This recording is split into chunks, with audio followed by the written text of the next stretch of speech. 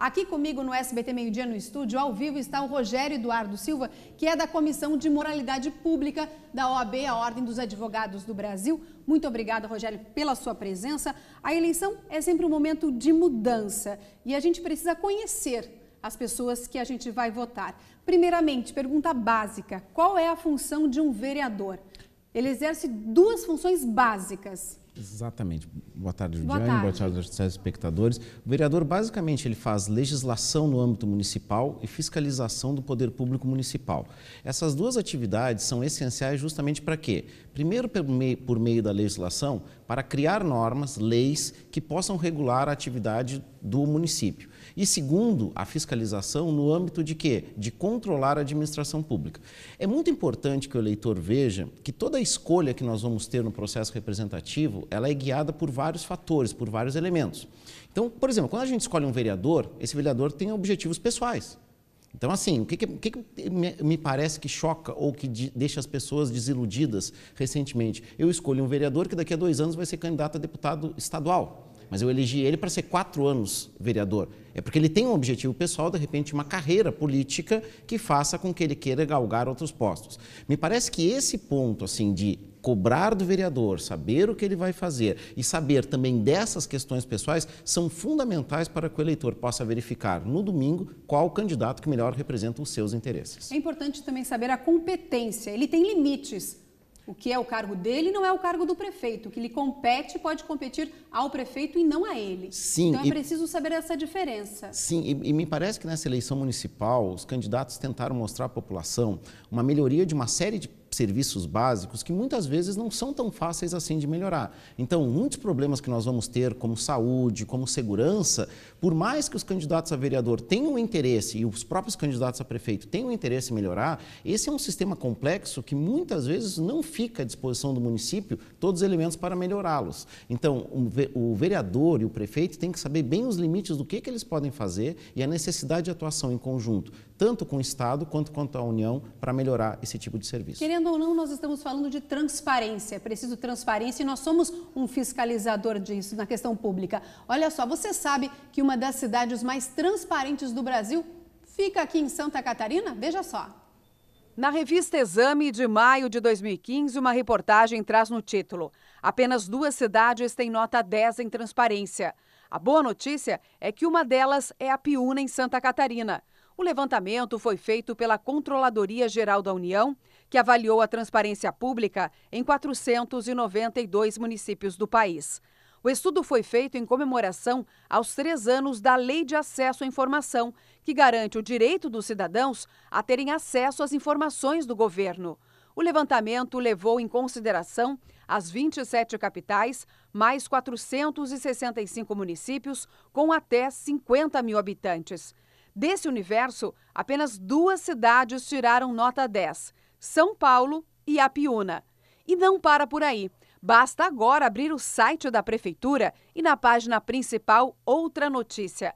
A cidade também foi destaque em uma nova fase do ranking da transparência do Ministério Público Federal.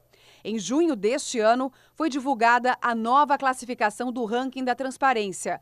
A avaliação se baseou em um questionário desenvolvido pela Estratégia Nacional de Combate à Corrupção e Lavagem de Dinheiro, que selecionou as principais exigências legais e itens considerados boas práticas, como contratos, licitações, prestação de contas e relatórios. Foram avaliados portais de mais de 5 mil municípios, 26 estados e o Distrito Federal. Muito bem, Rogério Eduardo Silva, da Comissão de Moralidade Pública da OAB, continua com a gente aqui no SBT Meio Dia. Temos também agora, muito obrigada pela presença, o diretor-geral do TRE de Santa Catarina, Sérgio Martins, e os nossos comentaristas diários, Prátios e Prisco. Eu queria começar lhe perguntando: a transparência dos municípios, como a gente viu, mostra a qualidade da administração e a preocupação e o respeito com o eleitor, com o povo, não é verdade? Com certeza. É importante que o município haja em prol da sociedade, né? Não pode haver interesse específico, né, de candidatos eleitos.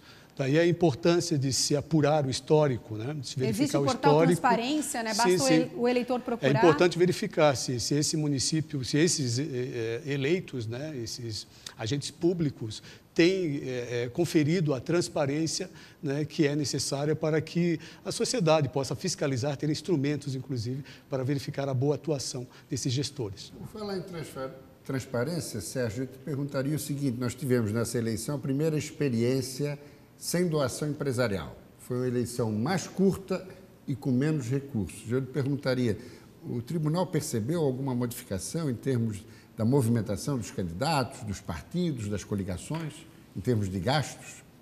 Com certeza. A Justiça Eleitoral agora conta com mecanismos, né, de verificação da fonte desses recursos. Com a restrição do financiamento da campanha por pessoa jurídica, houve sim agora uma forma, um mecanismo, né, em que se consegue verificar uma certa restrição aos excessos, aos abusos, né, do poder econômico principalmente. Não obstante, sabemos que o Caixa 2 com certeza ainda ocorrerá, né, mas já temos bastante elementos aí para fiscalizar e também depois julgar candidatos que cometeram esse abuso. Mas isso será a posteriori? Não, já fizemos batimentos já de dados, principalmente em relação ao CPF, né? Temos órgãos... Porque foi divulgado no Plano Nacional, inclusive, muitos beneficiários da Bolsa Família que foram utilizados, o seu CPF, para transferência de recursos, com certeza, e vai muito além do efeito, né, da restrição imposta pela legislação eleitoral. A penalização no âmbito eleitoral é um aspecto apenas, né, dessa investigação, mas poderemos ter, inclusive, efeitos quanto à suspensão de benefícios e até mesmo criminais, aí, dependendo do avanço das investigações pela polícia e pelo Ministério Público. Prates. Dr. Rogério Eduardo Silva, da Comissão de Moralidade Pública da OAB. Moralidade pública. É preciso que haja uma comissão, porque parece que a imoralidade é uma moeda corrente. Na verdade, o que nós temos que ver, Prates, é que no momento atual da nossa sociedade há uma crise de valores sobre como nós tratamos a administração pública. O tratamento da administração pública há muito tempo ele vem sendo privatizado, ou seja, alguns interesses privados dominam a administração e fazem dela o quê? Uma forma de legitimar esse tipo de atuação. Então, quando você tem uma comissão de moralidade ou atuação no âmbito da moralidade, o que você deseja? Essencialmente o cumprimento da lei. Essencialmente que a lei feita pelo legislador seja o parâmetro que venha guiar o quê? Que venha guiar tanto o gestor como o cidadão no controle da administração. E para isso é necessário que o cidadão saiba que o controle dele não vai ser feito apenas no próximo domingo, no dia do voto. Vai ser feito durante o período de 4 anos, que é o do mandato do eleito. Isso exige consciência. Exige consciência, participação, tempo, causa problemas, causa desgaste, mas essencialmente, apesar de todos esses contratempos, melhora a sua condição de vida na sociedade. Temos que falar também, Rogério, da subversão, né?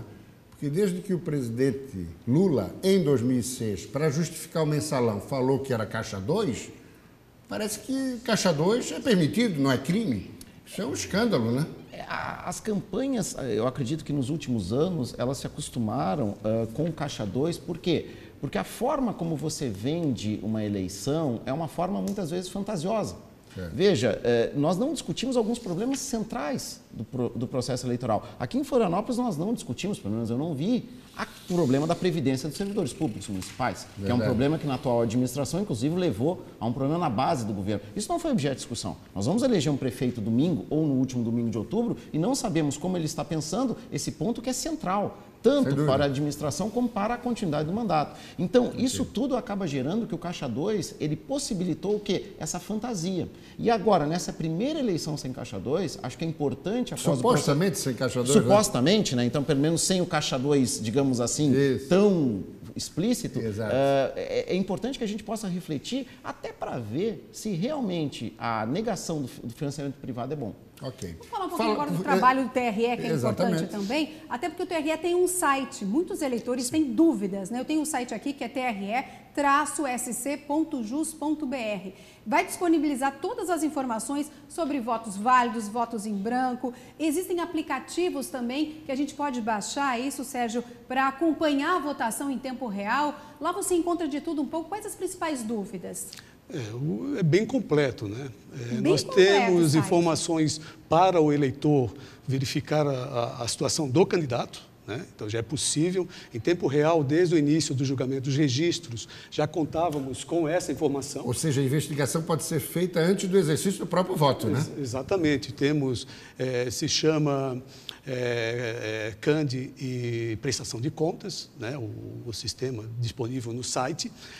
Através desse acesso, o eleitor sabe qual a condição do candidato na urna, se foi deferido ou indeferido, né? Então, isso é muito importante. E todas as informações a respeito desse candidato. Além disso, temos todos os aplicativos para o mobile, né? Para os celulares, com diversos serviços disponíveis também ao eleitor.